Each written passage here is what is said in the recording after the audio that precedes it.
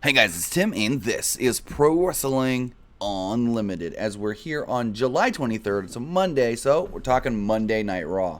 Got Nick with me. What's going on, sleepy Nick? I am so fucking tired. I feel like a truck that was just carrying a ton of tiredness hit me. And Yikes. that's where I am right now. It wasn't even Raw that put me to sleep. I was just so fucking tired. But welcome to the Monday Night Raw review. God, let's try to manage to remember all of these with how tired I am. Review, recap, analysis, thoughts, reactions. I'm pretty sure I said prayers in there at some point.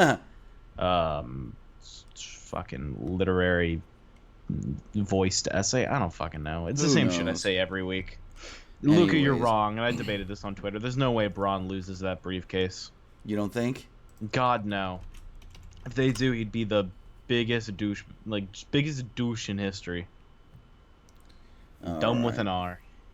Why is this not working? Anyways, so if you do want to contribute to the show tonight, you can text in at 510-906-1341 as we do run down Raw. And Raw did start off tonight with Stephanie McMahon's huge announcement. And they thought this was so big that, I mean, it is a big announcement, but they even trotted out old 70-something-year-old Vince McMahon. Yeah, that's really weird that they had to bring out Vince for this. So they brought Vince McMahon out. And basically, Vince just said, we've got a historic announcement tonight. Here's the COO and the commissioner. Triple H, Stephanie, get out here. So Triple H, Stephanie come out. Triple H gets on the microphone first, and he's just like, so, I just want to say that this locker room is probably one of the best locker rooms we've ever had. This is the locker room that works together very well. Everybody here contributes nicely, this and that. Everybody is trusting, and when you get into this ring with your competitors, you need to have that trust and whatnot. And then Stephanie takes the mic, and Stephanie just goes, all right, so a couple years ago we had Give Divas a Chance, the hashtag that trended for 3 days straight, and that is because of you guys, the WWE Universe. I don't even remember that. When the fuck was that? It was right after a women's match where it was like AJ and the Bellas or something, and AJ complained about the match only going like 3 seconds. So she tweeted hashtag Give Divas a Chance, and it just was going for the next 3 days. So Sounds like one of those classic work shoots. no, it wasn't. It was literally something that AJ just did because she was pissed, and she never gets credit for it. It's just our women tweeted it, and then you guys kept it going.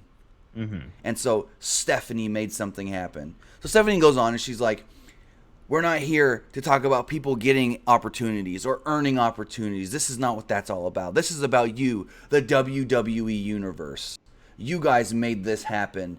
You guys made this show. She goes, you made this big announcement happen. And I'm proud to announce that on October, 28th?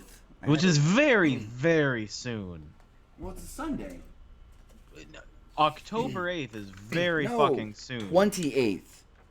Okay, that doesn't change the fucking time. It's still very soon. It's Yes, just kinda... because here's the thing. Let me finish what she said. She goes, October 28th, 50 women will join us from now, or then, now, and forever for an all-women's pay-per-view we are calling Evolution. And then they just ended it. That was it. Look, I mean... So here's the thing. Originally, in Boston, I don't know if it's that same date or not. I think it might have been. Was supposed to be TLC. Then we learned that they were canning Clash of Champions and moving TLC to the Clash of Champions date in San Jose. This is now the October pay-per-view. Now, do you think... Bold fucking statements here. Does this, A, sell out? It's not going to sell out. Most pay-per-views don't sell out. I don't see normal pay, like you just said it. Normal pay-per-views don't even sell out. Is it gonna do well? I don't see it failing, if you want me to say that. I don't want you to say anything. I just want you to give me like your opinion, man. I mean, I don't see it being a failure. I could see it selling okay tickets. I don't see it doing any worse than like Backlash or Money in the Bank did.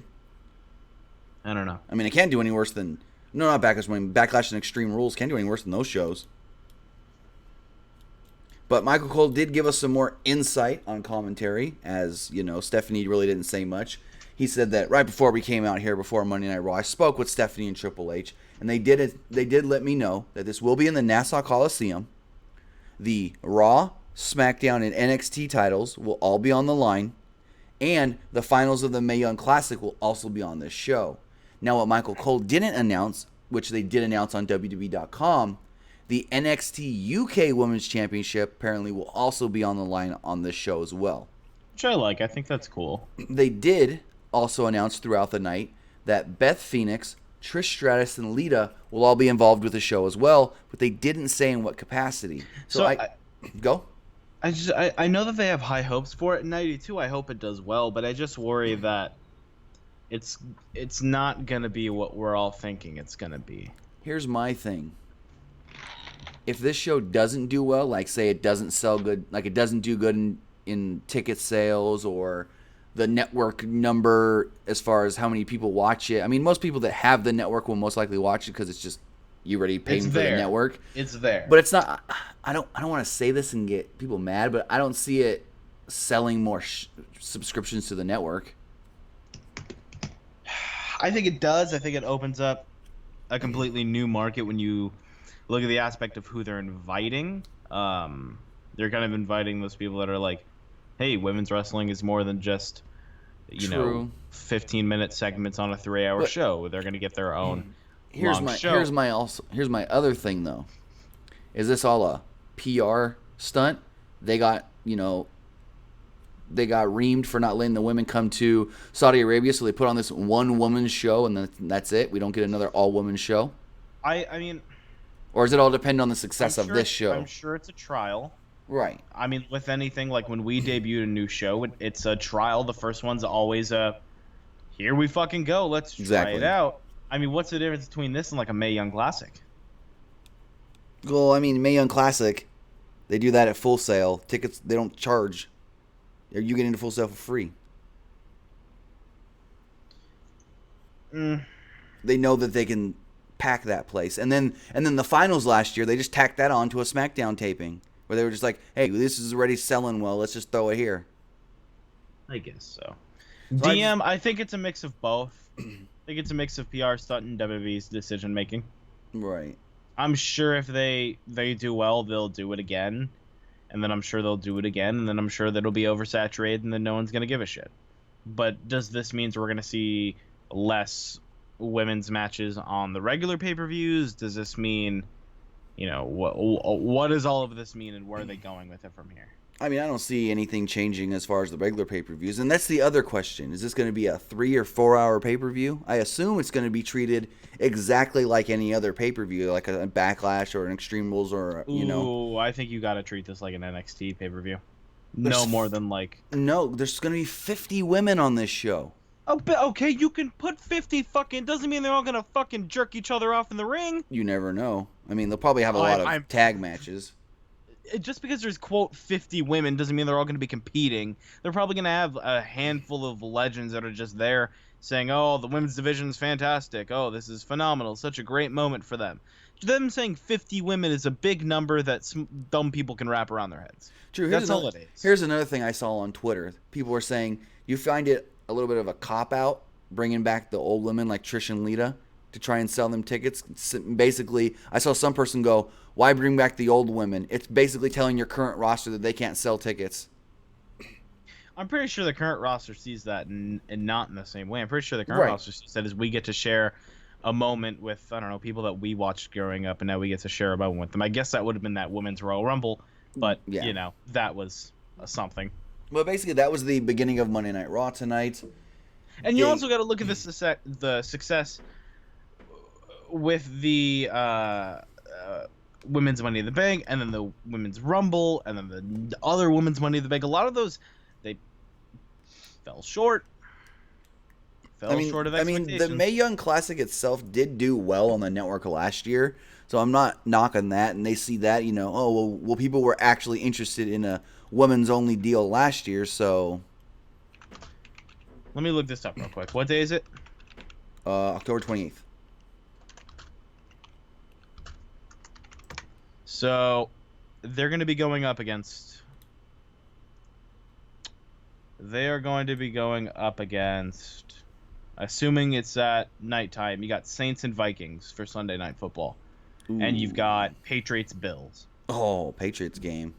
So they're going up against the NFL. It's getting real close when the WWE has to kind of step up their shit because they're going to start going up against the NFL on Monday nights and on Sunday nights for pay-per-views. Yeah, I didn't even think about that. That's a good thought.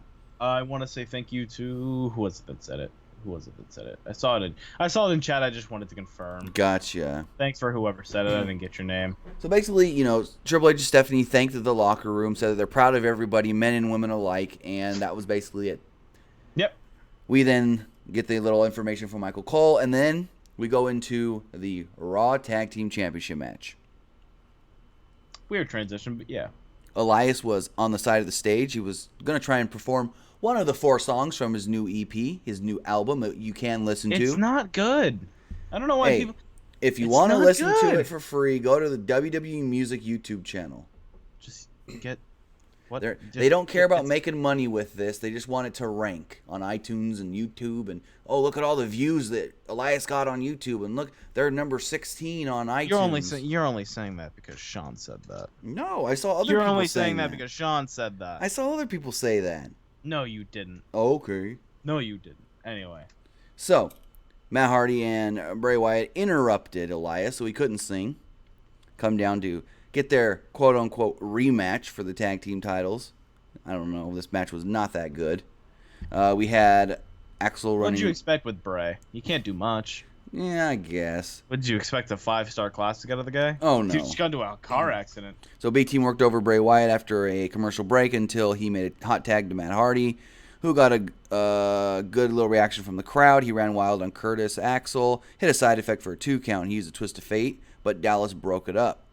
Later on in the match, Dallas sort of tossed Wyatt to the side. Wyatt fell on Hardy, and Axel applied a cradle on Hardy almost by accident and got the pinfall. Basically, they had Matt Hardy and Bray Wyatt bump each other, kind of get all discombobulated. Curtis Axel rolled them up. There you go. B-Team's still the champions. After the match, though, Matt Hardy and Bray Wyatt beat down the B-Team. They attacked them, took them out with their finishers, and basically were like big-time heels.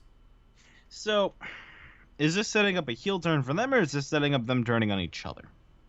I think it's a heel turn for their heel tag team. Haven't they always been? No. If we're looking at heel face dynamic. The fucking B team is the definition of a face tag team. Well, yes, they're the babyface tag team, but I mean, Matt Hardy was the babyface. Bray Wyatt was it's basically Matt Hardy MVP. Matt was the babyface, MVP was the heel, and they stuck them together, and the crowd liked them. It was basically the same thing. No, we're not taking calls, but you can text into the show at 510-906-1341. That's 510-906-1341. You have a text message here. Someone says, did you catch they teased Mickie James versus Trish Stratus for the Evolution show? Don't want it. They did mention the history between them, but I don't know if that you can call that a tease.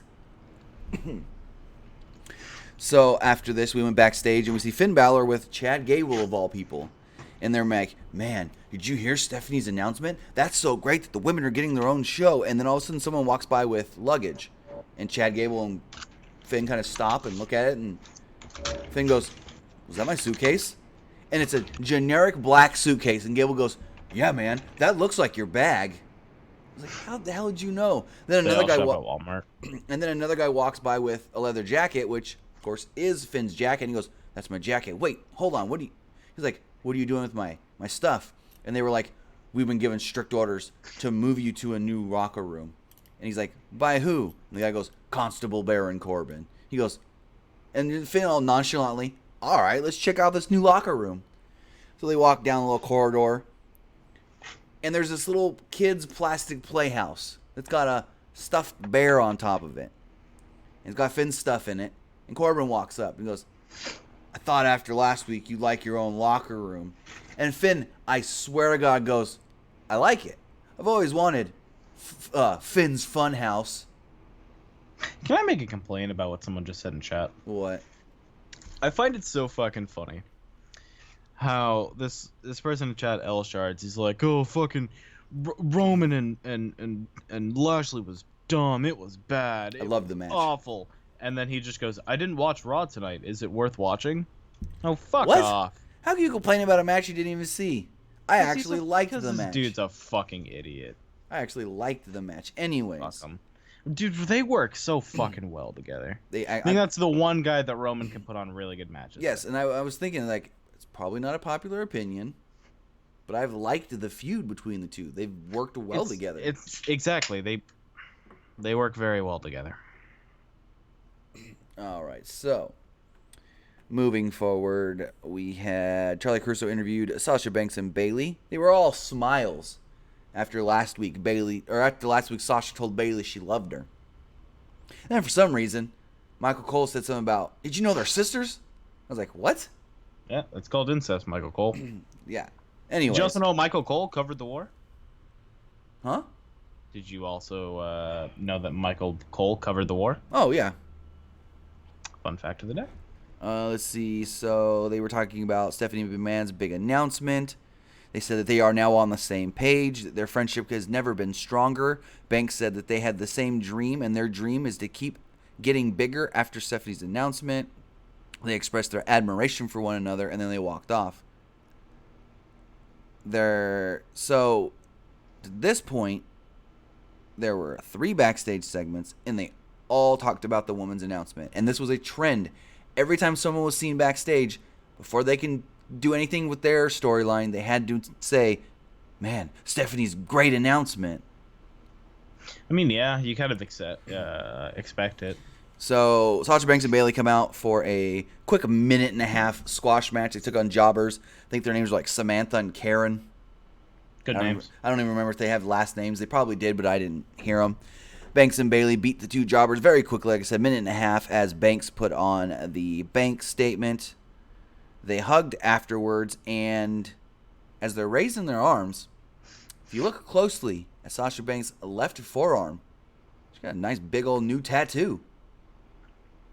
Don't know where that came from. She didn't have it last week. Probably a tattoo shop, I'm assuming. Well, I got that, asshole. Or like an artist or something. But she had to, because I don't remember seeing it last week, which, yeah, they wrestled last week, so I didn't see it last week. So it had to have been between last week and this week. She didn't make any mention of it on social media, so we don't know if there's like a meaning behind it or what the actual tattoo is of. But it's basically from like her wrist, 3/4 of the way up her forearm towards her elbow. Yeah, it looks pretty cool. Yeah. So Sasha Banks sporting some new ink there. We then had a Braun Strowman promo. I'm sure that'll be a fucking ringside news article in 20 minutes. What? Sasha's tattoo? So Sasha sports new ink. Why not? Does she have backstage heat? I'll post it.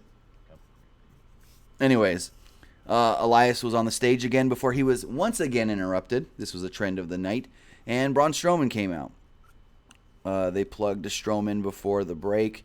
Elias should have known someone was going to come out. Anyways, Strowman put over Stephanie's announcement, wished all the women good luck, especially my mixed match tag team partner, Alexa Bliss. Glad that they're still kind of pushing that. It makes me think that they're going to do it again. And it was fucking... You know what's funny? Jokes. They keep teasing the two being quote-unquote romantic.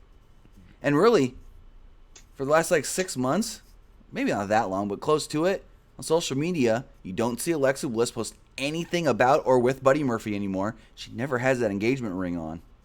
You think Braun stole her away? I think you're looking too into it, buddy. Anyways, so Braun Strowman's out there and he goes, I don't care who wins tonight. Roman Reigns, Bobby Lashley, or even if Brock Lesnar retains the title at SummerSlam. I've got the money in the bank. I'm the monster in the bank, and I'm coming for whoever's the champion. And the crowd cheered. He was then interrupted by Kevin Owens, who at first you were like, is he actually going to come out? He was basically murdered off the top of that cage, and he did. He was all taped up. And he came out there and he was just like, Braun, you threw me off that cage, and that was not a good thing of you to do. That scared my children. They thought I was really, I was hurt worse than I was, and I had to be taken to the hospital. He's like, you almost took everything away from me, throwing me off the top of that cage. And he goes, now I want to take everything from you. The money in the bank. And So dumb. I really hate storylines like this. Braun goes, all right, come down here then. And all of a sudden, Corbin's music hits. And Corbin comes down, and he's just like, Braun, I've noticed you've got a lot of anger issues. And as the constable, Stephanie McMahon's appointed in constable here on Raw. It's my job to help the superstars that really need help. So I've found somebody to help you with your anger. And I go, oh, we getting Shelby? No. But no. It was old Jinder Mahal. Ginger Mahal. The new peacemaker of Raw. Comes down to the ring and he's trying to talk to Braun about you need to be calm and Chauncey. And Braun goes, hey, little man, come here. Talking to Sunil Singh. He's like, God, I won't hurt you. Come here. You're the only little man here. I'm talking to you. So he goes, hold this microphone for me. And so he's standing there. And he puts his arms out. And he starts chanting. I'm like, what? He's trying to get the crowd behind him and everything. And it was just dumb. I don't know. I mean, poor Jinder. Went from WWE champion to this. WWE champion to Universal champion to the... When was he Universal Not champion? Universal, United States champion. Jesus. I was going to say, what the My fuck bad. did I miss? He beat Brock at WrestleMania. Anyways. Could you fucking imagine? Could you fucking imagine? Oh, Lord. Just the...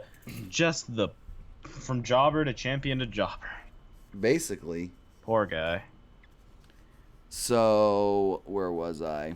Oh, after this segment, we go backstage, and you see a limo with Stephanie and Kurt standing there, and Kurt Angle, man, Stephanie, you had such a great announcement tonight. We can't wait to get this show going and figure out how we're going to do it. I'm so proud to be the Raw general manager. God, I wonder how big of a limo they have to get to fit all of that fucking ego that Stephanie has. Did she fucking write in that every person has to personally suck me off about this announcement? That's what I was going to say. How far was her dick up Kurt's ass? It's fucking obnoxious. So, like, 2 or 3 times, okay, with all the women, I accept. When you're doing, like, random backstage shit, or even Braun, before he can do any of his stuff. So, Owens walks up, and he's just like, Kurt, I want him at SummerSlam. He's like, you want to face Braun Strowman again? And then Corbin walks up. And Kevin Owens just like, yeah, but I want the Money in the Bank briefcase on the line. I want to take what he cherishes most. But I don't just want it on the line where he can lose and still keep his briefcase because he gets disqualified or counted out. No matter how he loses, I want that briefcase. And Kurt's kind of like, I don't know about this. And then old Constable Corbin kind of looks at Steph and goes, override him. Like, he's got that look on his face like, make it happen. And so Stephanie goes, no. Kurt, we'll do the match how Owens wants. Kevin, you got it. Make Kurt look like he had no authority. So the reason I don't like this is because fucking Corbin's going to come down and just punch Kevin. And that's how it's going to end. And then it's going to take all the momentum in the world that Braun has had since Money in the Bank and throw it down the drain. Really? Yeah, absolutely. I don't know about that. There's no way Braun can walk out of this a winner. There's no way.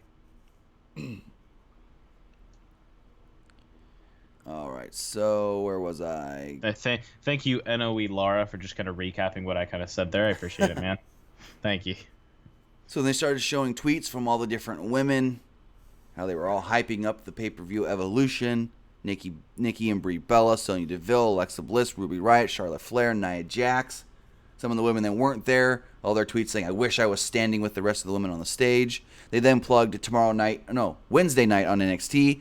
Tommaso Ciampa will challenge Aleister Black for the NXT Championship. Spoiler alert, he wins. Coach is like, man, I can't wait for this one. Shut up, Coach. Coach don't watch NXT. Anyways.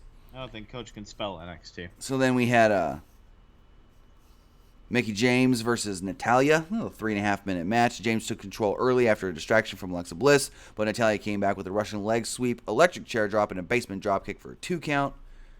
In the end, James caught Natalya with a super kick for the pin. Okay match. They then showed pictures of Ronda Rousey with her husband Travis Brown, and they also showed Roman Reigns, all at the Kids' Choice Awards. They showed Stephanie McMahon and Charlotte at the ESPY Awards. They then aired a clip of Roman Reigns accepting the Sports Humanitarian Award from ESPN on behalf of WWE. And then backstage, you get Roman Reigns being interviewed by Charlie Caruso. He was the first guy that I noticed that didn't mention Stephanie McMahon. He just said that he would beat Lashley for the first time finally. He admitted that Lashley has beat him before, but he has a long list of accomplishments. He says, in my time, I'm the most decorated superstar in the WWE. And I go, I can name 6 guys off the top of my head right now that have won more titles than frickin' Roman Reigns in the last 6 years. Probably. Like, he's not the most decorated. He won tag team titles, he won a Royal Rumble, and he won the world title twice. I mean, Seth Rollins and frickin' Daniel Bryan, Dean Ambrose, Dolph Ziggler have done more. He then goes on to say that after he beats Bobby Lashley, he will beat Brock Lesnar at SummerSlam. Reigns said people can complain all they want about him being crammed down their throats, but they can learn to like it or shut their mouths because he gonna whoop Lesnar's ass. We then get Elias on stage. He's about to sing one of his new songs, and the Authors of Pain come out.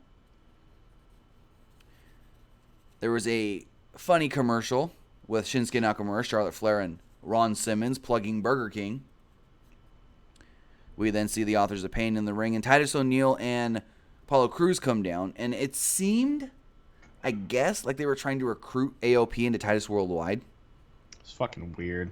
Apollo Crews was like, he basically was like, I was just a man on the roster before Titus found me. Then joining Titus Worldwide, I found great success. I'm here now on Monday Night Raw. And I'm like, and what have you done on Monday Night Raw? Show it for like 3 minutes. They need Eldring. Yeah, so they tried to cut their own promo, which was okay, and they were just like, we don't need to listen to you. Titus, you've been around here so long, I think it's time for you to retire. He hasn't been around for that long. I mean, Titus has been in WWE for like 10 years. Shit. Think about it. At first, he was in before they did that NXT stuff, that NXT game show style deal. Main roster or FCW? Well, I mean, When doesn't count if it's FCW. When did he do that NXT show thing? Hold on. 20. I tell you right now. I'm gonna say 2010, 2011. Yeah, I guess. I think it was 2010. 2010, 2011.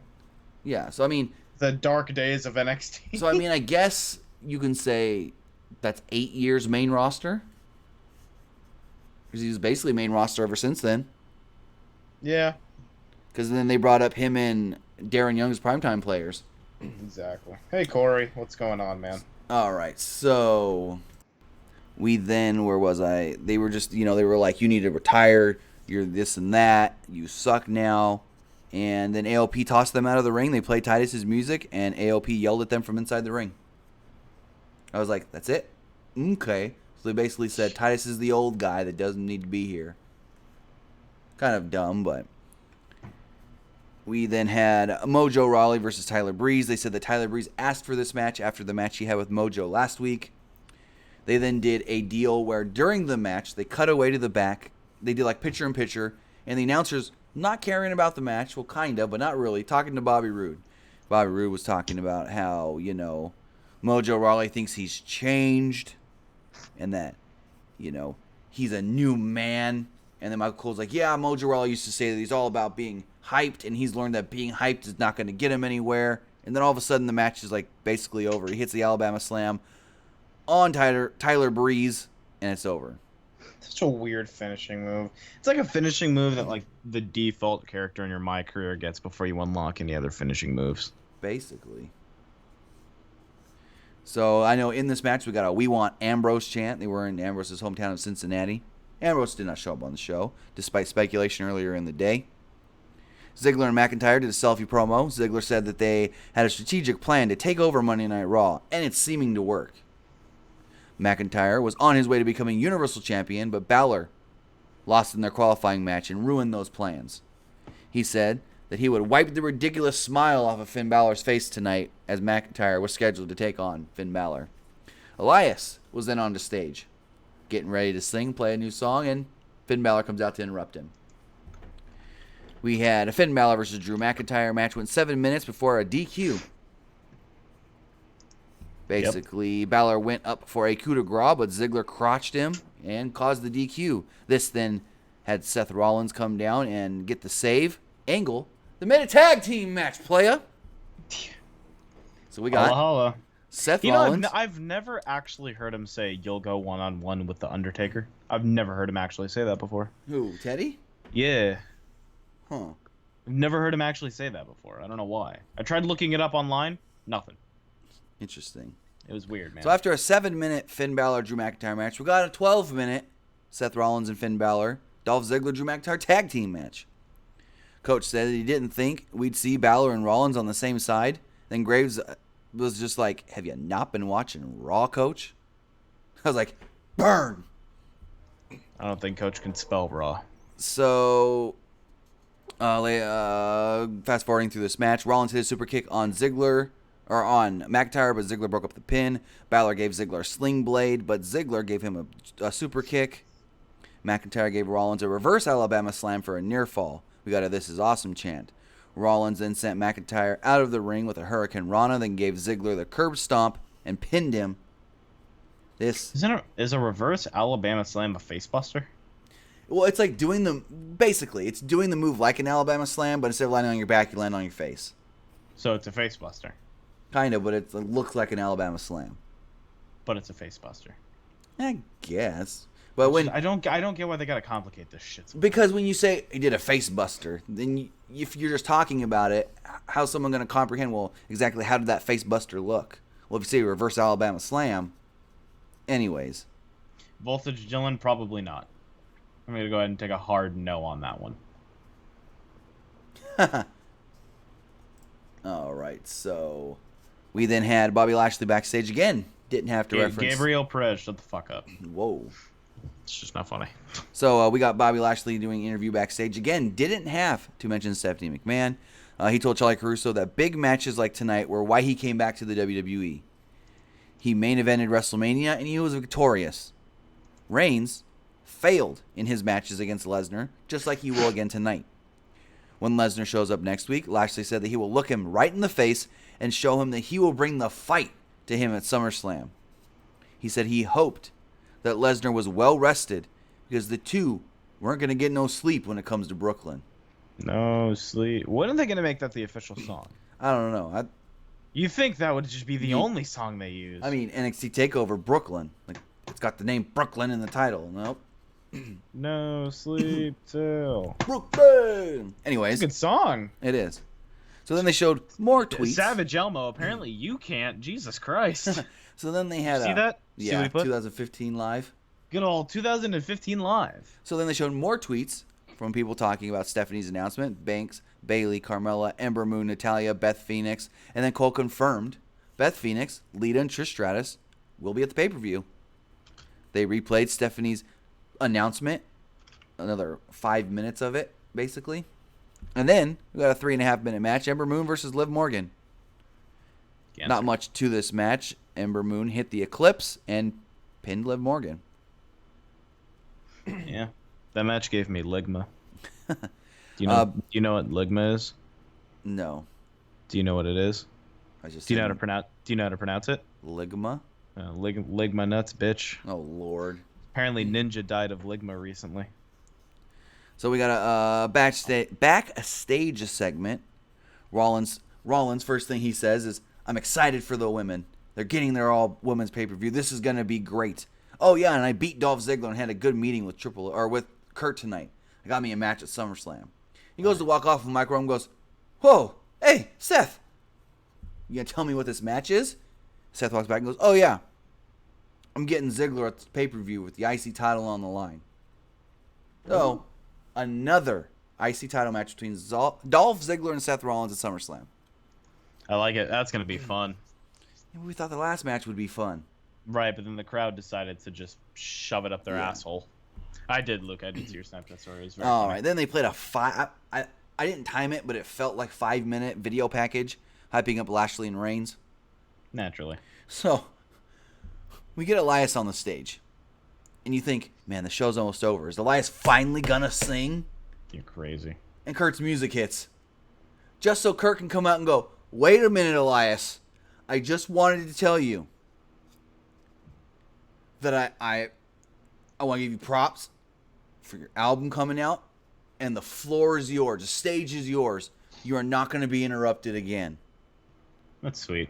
So Elias is out there, and he's like, I got some friends here with me from a band called, what's the band called? OA something. I never heard of them. And he was just like, they wanted to be on my album, but they really couldn't. I also suggest everybody buy 2 copies for the person you are now and the person that you will turn into after listening to my debut album. And so he began to perform, but stopped because he said, I'm not feeling the vibe here in Cincinnati. He mentioned Thank you, how Stephen Florence, for the $2. Oh. Want to see the King of the Ring? Wait, do you want to see the King of the Ring pay-per-view back? I do. Hell yeah, that'd be cool. Yeah, man. King of the Ring would be great. He said that Cincinnati was gross, and then he was interrupted by Bobby Lashley. Bobby Lashley comes down to the ring. Oh, that's right, Wogan King Slender. OAR. I'd never heard of them before. Oasis? I don't know. So Bobby Lashley comes down for his entrance, and then Michael Cole does let us know that next week Rousey will be on Raw, Balor will face Corbin, Rollins will face McIntyre, and Brock Lesnar will return. And when he said Brock Lesnar, the crowd booed. Interesting. So then we had an 18-minute main event. I really enjoyed this match. Roman Reigns, Bobby Lashley. About a minute into... Huh? Nothing good. Good. About a minute into the match, crowd started chanting, "We want Ambrose." Lashley gave Roman Reigns the greatest belly-to-belly on the outside. Literally, like, with ease, just threw Roman over his head. Romans came back later with a leg drop for a 2 count. Lashley dodged a Superman punch and applied a full Nelson. I think it was Michael Cole let us know, or it might have been Corey Graves. If a full Nelson is actually done correctly, it could actually be used as a submission, and he can win by submission here in this match. But Reigns fought out of it and applied a headlock and then an arm submission. Lashley then went shoulder first into the post. Reigns gave him a corner clothesline. Lashley caught him off the ropes and hit a power slam for a 2 count. Lashley went for a spear, but was caught in the middle of the ring with what looked like a jumping lariat, but they called it a Superman punch. Reigns then suddenly hit that Superman punch for a near fall. They fought on the outside briefly before Lashley tossed Reigns back into the ring and hit a spear for a near fall. Lashley then went for another spear, but Reigns caught him with a Superman punch yet again. Lashley countered and hit another spear. At this point, it was a John Cena match. Let's counter everybody's big moves. Reigns finally bounced off the ropes, hit a spear, and pinned Bobby Lashley. Shook hands in the middle of the ring before Bobby Lashley walked off. As Bobby was getting ready to walk up the ramp, he kind of fell to his knees, punched to the ground very lightly, and was just dejected, dripping in sweat. So Roman Reigns is bantering to the crowd. I don't know exactly what he was talking about, but he gave some weird hand motions, I'm here and whatever.